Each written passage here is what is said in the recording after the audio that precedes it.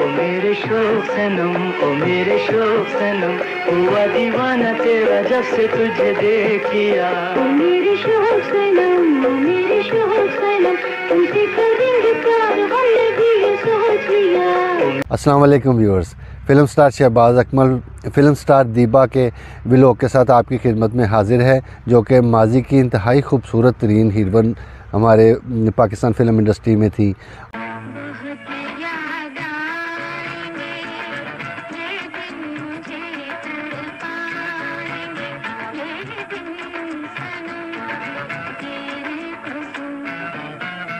और उनको पाकिस्तान की मोनालिसा भी कहा जाता था।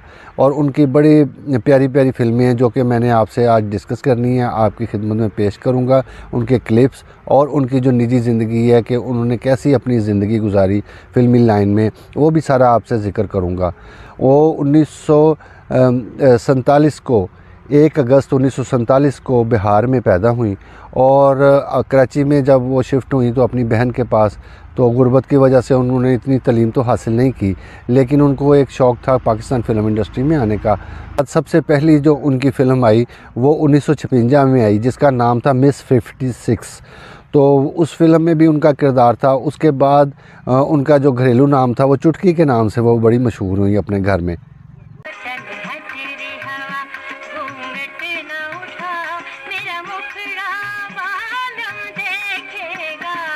चुटकी बेगम का जो असल नाम था, जो घरेलू पहले जिस नाम से उनको पुकारा जाता था, उनका नाम था रहीला। तो जो रहीला बेगम का दीबा तक का सफ़र है वो सारा मैं आपसे आज शेयर करूंगा। उनकी जो पहली हम फ़िल्म अकाउंट करते हैं, जो कि बड़ी अच्छी बेहतर तरीके से वो जो पर्दा स्क्रीन पर आई, उसका नाम था चिराग जलता रहा। उसके बाद जो फ़िल्मों की एक लंबी कतार है जो मैंने आपकी खिदमत में पेश करनी है, जिसमें सबसे पहली जो फ़िल्म है वो है मिलन। मिलन के बाद एक फ़िल्म आई खामोश रहो, और खामोश रहो भी बड़ी पॉपुलर फ़िल्म हुई। उसके बाद फ़िल्म थी आईना, और आईने के बाद पायल की झनकार, वो भी बड़ी मशहूर फ़िल्म थी। तेरी पायल की झनकार लूटे दिल का करार, अजीब तुम्हारा जवाब नहीं, तेरे गीतों में है प्यार, तूने छेड़े दिल की तार। जो हमने सुना है सारी फ़िल्म इंडस्ट्री में इन फ़िल्मों का बहुत ज़िक्र चला है कि ये फ़िल्में थी, बड़ी क्लास की फ़िल्में थी। उसके बाद एक फ़िल्म आई दोराहा, और दोराहे के बाद संग दिल जो थी वो भी बड़ी मशहूर फ़िल्म है। संग दिल जो है, सुन ले जाने वफा, और क्या तुमको बतलाए हम, तुम मोहब्बत की तकदीर हो। बाद एक फ़िल्म आई नींद हमारी ख्वाब तुम्हारे, वो भी बड़ी नामवर फ़िल्मों में से शामिल है। हम उसको जानते हैं कि वो बड़ी अच्छी फ़िल्म थी। उसके बाद आंसू आई, आंसू भी बड़ी अच्छी फ़िल्म थी। उसके बाद थी परदेस। परदेस के बाद सीता मरियम मार्गरेट थी, उनकी बड़ी ज़बरदस्त फ़िल्म थी वो भी। उसमें बड़ी अच्छी उन्होंने परफॉर्मेंस की सीता मरियम मार्गरेट में। और व्यूअर्स, उन्होंने फ़िल्मों के साथ साथ ड्रामों में भी काम किया, जो टेलीविज़न के ड्रामाज आते हैं। उसमें पीटीवी का ड्रामा 1999 में एक आया जिसका नाम था बूटा फ्रॉम टोबा टेक सिंह। तो उस वहाँ से जो सिलसिला चला उनका ये जो ड्रामों का, तो उसके बाद उन्होंने ARY का ड्रामा भी किया, मूरत के नाम से वो ड्रामा था। उसके बाद खुदा गवा एक था ड्रामा, वो भी आया। उसके बाद सरकार साहब था, तो वो उसमें भी उन्होंने काम किया और बड़ा बेहतरीन काम किया उन्होंने। उसके बाद जो उनको अवार्ड मिले वो 1970 में निगार अवार्ड मिला उनको। उस फ़िल्म का नाम था सजना दूर दिया, वो भी बड़ी ज़बरदस्त फ़िल्म थी और बड़ी सुपर हिट फ़िल्म थी जिस पे उनको अवार्ड मिला।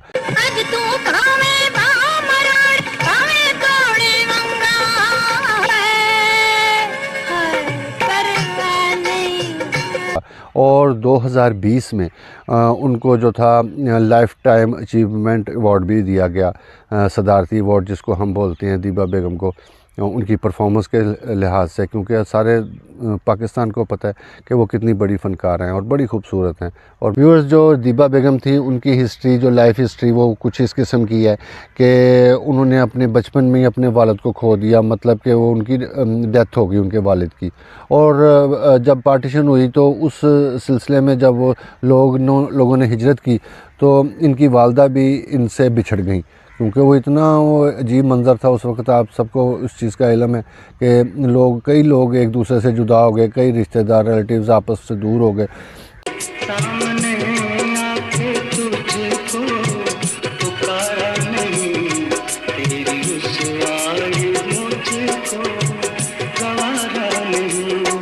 तो इनका वाक़या कुछ ये है और बड़ा इंटरेस्टिंग वाक़या है कि 1964 में एक फ़िल्म बनी मिलन, उसमें इन्होंने एक छोटा सा किरदार अदा किया मिलन में, दीबा बेगम ने। और उनके जो प्रोड्यूसर थे वो रहमान साहब थे, वो बड़े मशहूर एक आदमी हुए हैं पाकिस्तान फ़िल्म इंडस्ट्री में भी और हिंदुस्तान में भी उनको जाना जाता है। तो उन्होंने कोई भी हीरोइन जो थी इनके साथ काम करने को तैयार नहीं थी रहमान साहब के साथ, वो इसलिए कि उनके पास पैसा बहुत कम था। तो उनके एक एक्सीडेंट में दोनों टांगें भी टूट गई थी, तो उस वजह से वो मजदूरी की हालत में, लेकिन उनका ये दिल था कि मैं फ़िल्म बनाऊं। तो मिलन के नाम से उन्होंने जो फ़िल्म शुरू की, तो दीबा बेगम ने उनको बड़ा कोऑपरेट किया, उनसे सिर्फ़ 1 रुपया लिया काम करने के लिए। और जो अल्लाह बख्शे मैडम नूरजहाँ थी, जो मलकत रनमन नूरजहाँ थी, उन्होंने उस ज़माने में उनसे 1 रुपया ही लिया फ़िल्म में गाने गाने का। तो ये दोनों ऐसी हस्तियां थीं जिन्होंने उस ज़माने में ये काम किया और उनका साथ दिया।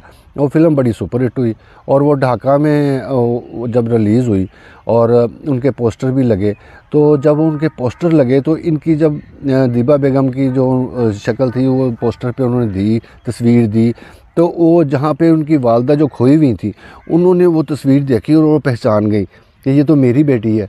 तो फिर उन्होंने राब्ता किया और ये दोनों मिल गई। अगर दीबा बेगम ने रहमान साहब के साथ अच्छा सलूक किया, उनसे पैसे कम लिए, 1 रुपया लिया पूरी फ़िल्म का, तो खुदा की ज़ात पाक ने उनकी इस नेकी को कैश किया और उनकी माँ के साथ उनका संजोग मिल गया। ये बड़ा प्यारा और मशहूर वाक़या जो मैंने कहा आपसे मैं डिस्कस करूँ। उनकी नज़रों से मुहब्बत का जो पैगाम मिला, दिल ये समझा के छलकता हुआ एक जाम मिला। और माशाल्लाह उन्होंने अपनी जो निजी ज़िंदगी है वो भी पाकिस्तान फ़िल्म इंडस्ट्री में बड़ी साबित कदमी से उन्होंने ज़िंदगी गुजारी है। और जो ऐसी हीरोइनें हमारी गुजरी हैं जिन्होंने अपना आप बचाया और अपना घरेलू जो एक कैरियर है वह बड़ा मुकद्दम रखा है, पाकिस्तान फ़िल्म इंडस्ट्री से अलहदा अपनी ज़िंदगी को बड़े सुलझे हुए तरीके से गुजारा है, उनमें से इनका नाम भी हम शामिल करते हैं, दीबा बेगम का।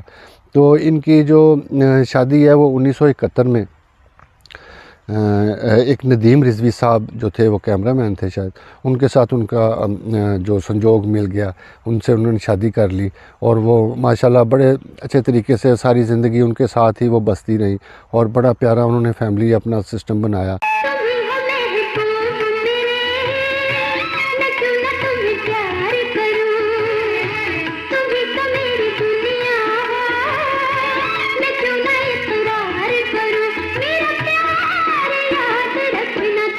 तो उसके बाद एक टाइम ये आया कि वो जो रिजवी साहब थे वो सऊदी अरब चले गए अपने मुलाजमत के सिलसिले में।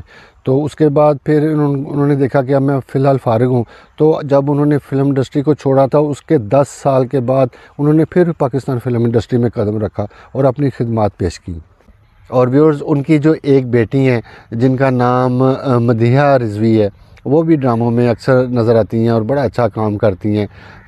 एक उनका ड्रामा भी पीछे आया है चौधरी एंड सन्स, उसमें भी वो नज़र आई। और उनका एक बेटा है इमरान रिजवी, वो भी माशाल्लाह बड़ा खूबसूरत काम करता है और ये गुलबर्ग लाहौर में ही उनकी रिहाइश है और बड़ी ठीक ठाक ज़िंदगी गुजार रहे हैं। शुक्र अल्लाह का कि ऐसे अच्छे लोग जो ऐसे अच्छे फ़नकार थे उनकी तरफ से अच्छी खबर आए तो बंदा खुश होता है। और व्यूअर्स, मैं आपसे ये बात करना चाहता हूँ कि मुझे मुख्तलिफ़ कमेंट्स आते हैं कि आप उस आर्टिस्ट पे बना दें व्लॉग, या जो भी किसी का फेवरेट होता है उसका मुझे कमेंट करते हैं कि उस पे आप बनाओ। तो अल्लाह का शुक्र है मैं तकरीबन सभी पे बना चुका हूँ, जितने भी पाकिस्तान फ़िल्म इंडस्ट्री के बड़े फ़नकार थे, बड़े नाम थे, और जो अगर कोई रह गया तो इंशाल्लाह वो भी मैं बनाऊँगा। तो अगर आप प्लीज़ मेरा चैनल चेक करें और उसमें सर्च करें तो इंशाल्लाह आपको आपकी पसंद के एक्टर का जो भी है बायोडाटा वो इंशाल्लाह ज़रूर मिलेगा। तो नेक्स्ट व्लॉग में इंशाल्लाह दोबारा मुलाकात होगी एक प्यारे से व्लॉग में।